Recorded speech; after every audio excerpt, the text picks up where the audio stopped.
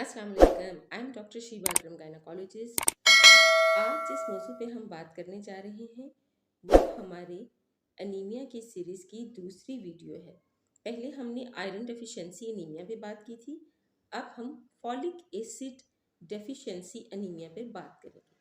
सबसे पहली बात यह है कि फॉलिक एसिड जो है वो एक सिंथेटिक फॉर्म है और उसकी जो नेचुरल फॉर्म है वो फोलेट है।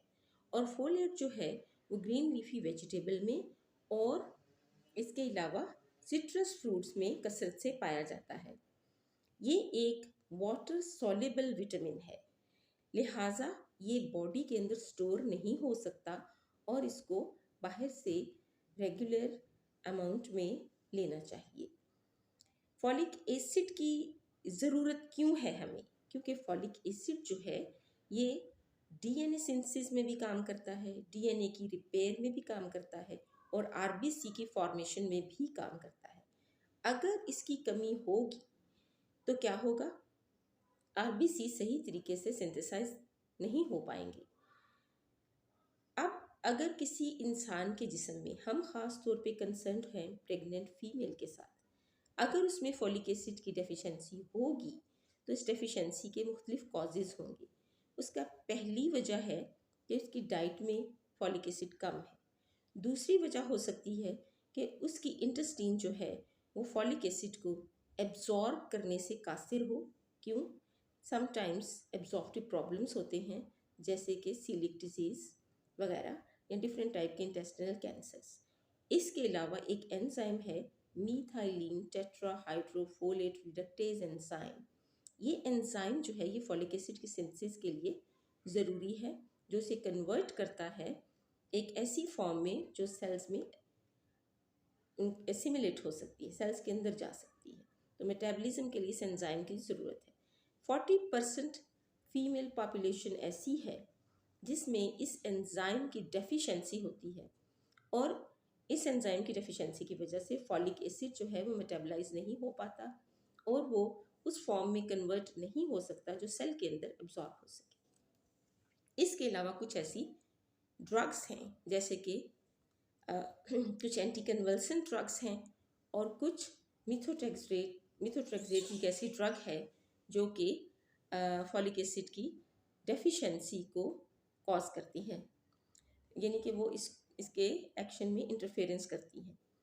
तो अगर ये फैक्टर्स मौजूद हैं तो फॉलिक एसिड की डेफिशिएंसी होगी, और जब फॉलिक एसिड की डेफिशिएंसी होगी तो फिर जो अनीमिया होगा उस अनीमिया को हम मिगैलोब्लास्टिक अनीमिया कहते हैं, क्योंकि इसमें जो आरबीसीज बनते हैं वो बड़े बड़े रेड सेल्स होते हैं। वो नॉर्मल रेड सेल्स की तरह नहीं होते। उनका जो मीन कॉर्पस्कुलर वॉल्यूम होता है वो नॉर्मल रेड सेल वॉल्यूम से ज़्यादा होता है। तो इसको डायग्नोज करने के लिए जहाँ पेशेंट की हिस्ट्री लेते हैं, उसका एग्जामिनेशन करते हैं।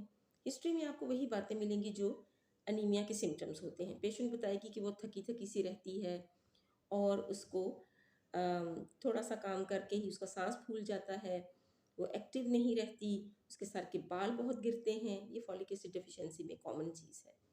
और इसके अलावा उसको भूख नहीं लगती, उसका वेट लॉस होता है। ये चीज़ होती है जो प्रेग्नेंट वुमेन एक्सपीरियंस करती है। लेकिन फॉलिक एसिड की जो डेफिशिएंसी है वो बेबी के ऊपर भी इफ़ेक्ट करती है। बेबी के अंदर जो प्रॉब्लम वो पैदा करेगी उसको न्यूरल ट्यूब डिफेक्ट्स बोलते हैं। बेबी के अंदर एनेनकेफेलिक बेबी हो सकता है और ऐसे स्पाइन में प्रॉब्लम हो सकते हैं, जैसे कि मेनिंगोमाइलोसील्स वगैरह, spina bifida. So these are the neural tube defects जो कि बेबी के अंदर होंगे। अगर उसकी मदर के अंदर, जो प्रेग्नेंट लेडी है, उसमें फॉलिक एसिड डेफिशिएंसी है तो in that case it will be there. तो ये बहुत ही ज़्यादा ट्रबलसम चीज़ें हैं, ख़ास तौर पे बेबी के लिए, क्योंकि anencephaly baby is not compatible to live. वो तो ज़िंदा ही नहीं बचेगा। और जो बाकी प्रॉब्लम्स हैं वो भी काफ़ी ज़्यादा उसकी लाइफ को थ्रेट भी करेंगे और बहुत मिजरेबल बनाएंगे।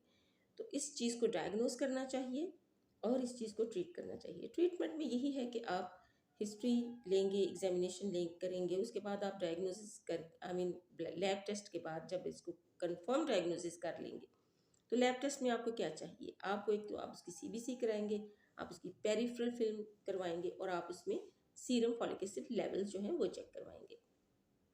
डायग्नोसिस कंफर्म करने के बाद आप अपने पेशेंट को ट्रीट करेंगे। Treatment based first of all आप ज़ाहिर फॉलिक एसिड देंगे उसकी डेफिशिएंसी को मीट करने के लिए, लेकिन आप उसके अंदर जो भी पॉजिटिव फैक्टर होगा उसको भी ट्रीट करेंगे। सो this much is about the folic acid deficiency anaemia. जैसे परनीशियस एनीमिया है उसको हम नेक्स्ट वीडियो में डिस्कस करेंगे। सेल दोनों में ही बड़े होते हैं, लेकिन मेगैलोप्लास्टिक एनीमिया में आप जब फॉलिक एसिड देते हैं तो अदरवाइज वो सिंपली आसानी से इंटेस्टाइन के सेल्स में एब्सॉर्ब हो जाता है। इसके लिए किसी इंट्रिंसिक फैक्टर की ज़रूरत नहीं, जैसा कि हम नेक्स्ट वीडियो में देखेंगे कि परनीशियस एनीमिया में इसकी ज़रूरत होती है, because pernicious anaemia is due to B12 deficiency. So this much was about folic acid deficiency. Next video में हम परनीशियस को डिस्कस करेंगे। Thanks for patient listening, and as it was Eid today, so I say Eid greetings to all my subscribers. Wish you all the best.